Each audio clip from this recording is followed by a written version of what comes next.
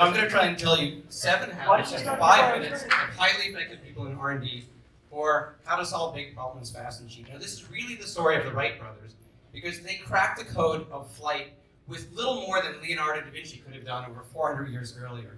So a little bit of history. Otto Lilienthal, one of the pioneers of flight in Europe, he built 12 aircraft in 10 years and spent a little more than 2 hours in the air, which the Wright brothers knew was just never going to be enough.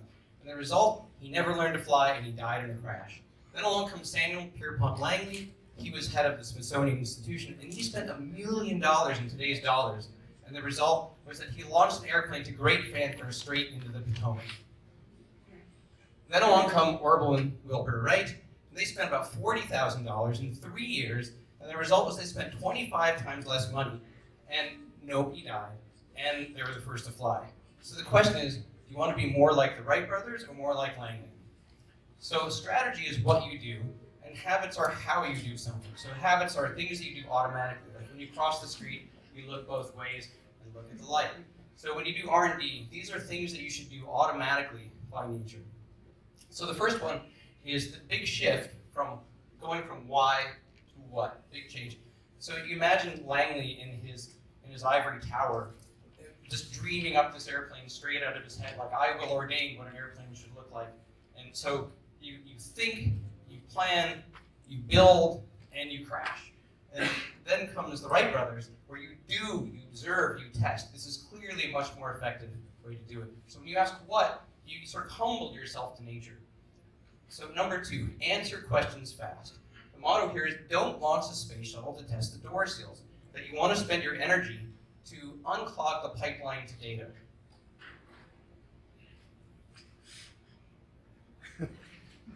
So along with that, you'll face the money, time, quality triangle, and you only get to pick 2 out of 3 of these. And so in R&D to be most effective, the one you want to give up is cost. Always give up money first and you'll be much more effective. Number 3, don't make assumptions. So one of the things that most of you might not have noticed is that in most of the pictures of the Wright brothers, there's these 2 guys here, which are always holding down the plane. So that allowed the 3rd guy in the middle to be up there for a long time and answer a lot of the questions. A corollary to this is don't think you know the answer. So if you're faced with the question, should I do A or should I do B? The answer is yes. Don't guess, you have to do it all. And the Wright brothers did this by building their famous wind tunnel. So 4, don't build what you can't see and poke. This is something out of my own research where I was developing a surgical method with these tiny water jets. And the idea is that instead of doing experiments inside the body where you can't see what's going on, you open it up and build this open test bed where you can get a camera in there and this high-speed flash, and then you can observe, see what's going on. Then you can control it. Then you can create the effect you want to create, and out of this you create success. And this is now a technique that's live in Germany. Number 5, don't be a perfectionist. The goal is to do just enough to move on. You want a sense of go, go, go, kind of like this talk. And you do a little bit of A, a little bit of B, you do some of C. By the time you get to C, you might realize, oh, now I need to go improve A, and then you go on to D. This is otherwise known as duct tape is your best friend. If you can hold something down with a piece of duct tape, you're good to go. Move on, do your next thing. You can come back and improve it later.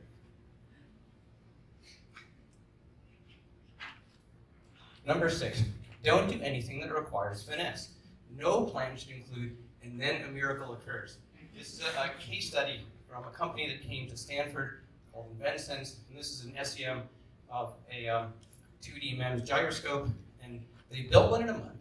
They finished it in 6 months, and in a year they sold it to Nintendo, and it was the sensor inside the Wii remote, and then it was the sensor inside the iPhone, and then it was in everything. And the idea is that they did really hardcore engineering at every step of the way, but they never expected all the stars to line up. They never had to walk a tightrope. What they did was they used their ingenuity to build a robust bridge across a canyon. Number 7, dream big. This means that don't say, well, I am here, so because I'm here and this is what I know, that then I can move one step that way, one step that way. You want to imagine the end point and say, we need to go way over there. I have no idea how to get there, but solutions will naturally arise to get you there. So here's all 7, and number 8 is do email me at cosmo@gruppworks.com, and I'd love to hear your thoughts.